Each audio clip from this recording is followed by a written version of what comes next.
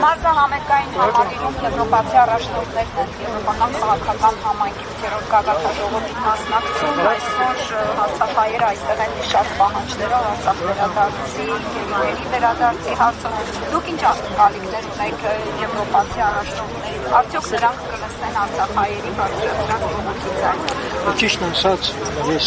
միայն արցախահայերի համար չեմ եկել լինելով արցախցի, որտեղ այսօր Հայաստանի լինել չլինելու հասնականուշ, ոչ թե արցախցիներ, իսկ եթե Հայաստան չեղավ պետություն, իրավական պետություն, այդտեղ Արցախի մասին մտածել են հանրապես անել։ Իսկ այս հավաքը, որ կազմակերպել է Փաշինյանը, նպատակը բոլորին հայտնի է, որ ցույց տա այսպես կոչված մենք եվրոպական արժեքներն ենք ընդունում եւ Եվրոպայի գնում այնինչ ոչ մի տեղ չենք գնում, լավագույն դեպքում Ադրբեջան ենք գնում կամ ադրբեջանցիներն են գալիս։ Այնպես որ նման հարցը ակնկալիքներ ոչ մի ակնկալիք չունի, որտեղ Ադրբեջանը այս պահի դրությամբ հրաժարվել է Եվրոխորհրդարանից, բոլորն էլ գիտեն, արդեն հրաժարվել է, ասինքն իրենք եվրոպական արժեքներ չեն ընդունում։ Հիմա այս եվրոպական արժեքներ ներկայացնող մարդիկ այստեղ հավաքվել են, ես ոչ մի ակնկալիք չունի, որտեղ այդ նույն մարդիկ, այդ Եվրոմիության ղեկավարը Ալիևի հետ գնացել ասել, որ ընդհանրապես Ադրբեջանը մարդասիրական երկիր է եւ դեմոկրատական տեսանկյունից է մնացել։ Այդ մարդկանց ինչ պիտի մենք սպասենք։ Ոչ մի ակնկալիք ես չունեմ այս մարդկանց, բայց մեր պահանջը մենք պետք է ներկայացնենք բոլոր մարմիններին, անկախ նրանից այսօր միջազգային իրավունք գործում է թե չէ, մենք պարտավոր ենք ներկայացնել, որտեղ այսօր չի գործում, վաղը գործելու է։ Եվ մեզ ներկայացնելու են փաստ, ասել են, որ դուք որտեղ եք եղել, ինչու ժամանակին չեք ներկայացել։ Դրա համար մենք անպայման ներկայացնում ենք մեր պահանջները։ Իսկ ինչ մնում է մեր ռազմագերիներին եւ ռազմաքաղաքական ղեկավարությանը, առաջին պահանջատերը պիտի լինի Հայաստանի Հանրապետությունը։ Մենք մոռացել ենք, շատ դեպքում ընդհանրապես դրա մասին չեն էլ խոսում, որ Հայաստանի Հանրապետության վարչապետի կողմից ներկայացված ծրագիրը 2021-2026 թվականներին այնտեղ Արցախի հարցով գրված է, որ իրենք Արցախի երաշխավորն են պահպանության։ Իսկ ոնց արեց, երաշխավորեցին, որ մենք Արցախից վերադառնանք, բացի դրանից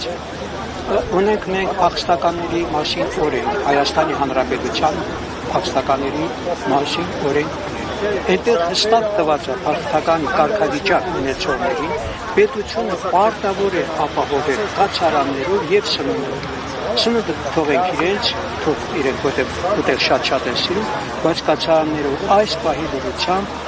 25,000 ընտանիքից իրենց տված տվյալների մասին 6,000 է ապահովել։ Մնացածը չեն ապահովել։ Այնպես որ իրենց պարտականությունը, պարտավորությունները չեն կատարում, ես չեմ հասկանում, ինչ երեսով են ներկայանում Եվրոխորհրդարանի կամ մյուս նախարարներին, մյուս պետության ղեկավարներին, ինչ երեսով են ներկայանում։ Այսինքն անկախ նրանից, թե եվրոպացի առաջնորդները Եվրոպան կարծականքի, թե ոչ, արցախահայերը, հայությունը պետք է բողոքի ձայնը բարձրացնի։ Անպայման պետք է անպայման բողոքի ձայնը պարտավոր ենք մենք ներկայացնել եւ գիտեք ես չեմ ուզում մեղադրել մարդկանց, որ այս բային ստեղ պետք է հազարավոր մարդիկ լինեին արցախցիներ, որտեղ մենակ հենց Երևանում 20-25,000 արցախցի կա, բայց եթե չեն գալիս նրանք էլ բան ունեն, գիտեք ամեն մարդ չէ էլի որ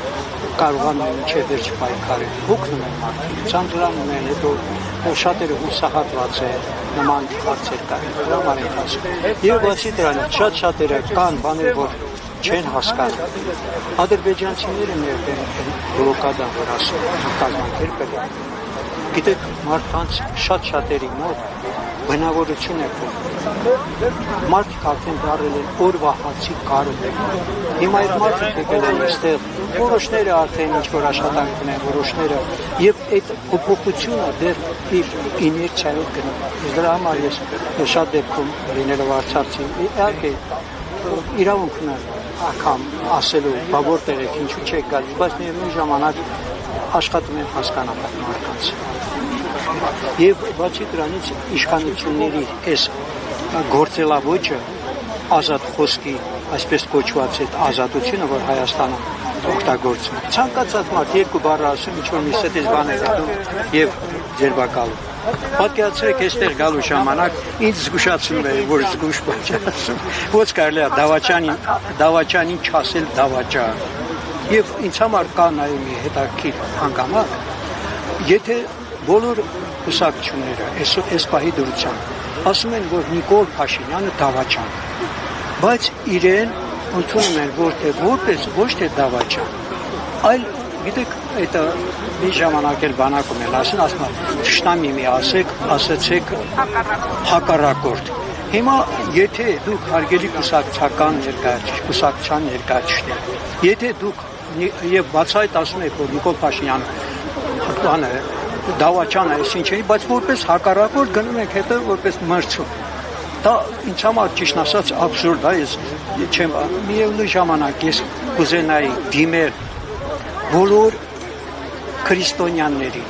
Հայաստանի Հանրապետությունում բնակվող քրիստոնյաներին, ոչ հայ առաքելական եկեղեցու զավակներին,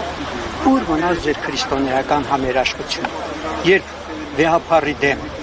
այդ արշավը եւ հայ առաքելական եկեղեցու դեմ արշավ են կազմակերպել, որտեղ եք դուք։ Չէ որ սահմանադրության մեջ գրված է, որ հայ առաքելական եկեղեցին մեր ազգային եկեղեցին է։ Չէ որ դուք հայ ազգի ներկայացուցիչ եք եւ ձեր եկեղեցին, մայր եկեղեցին հայ առաքելական եկեղեցին է, կապ չունի որ դուք այլ կրոն եք դավանում։ Այնպես որ նման հարց կա։ Եվ ես կոչ կանեի իրենց, եթե իրոք իրենք մտահոգված են Հայաստանում, հեռու մնան Նիկոլ Փաշինյանից։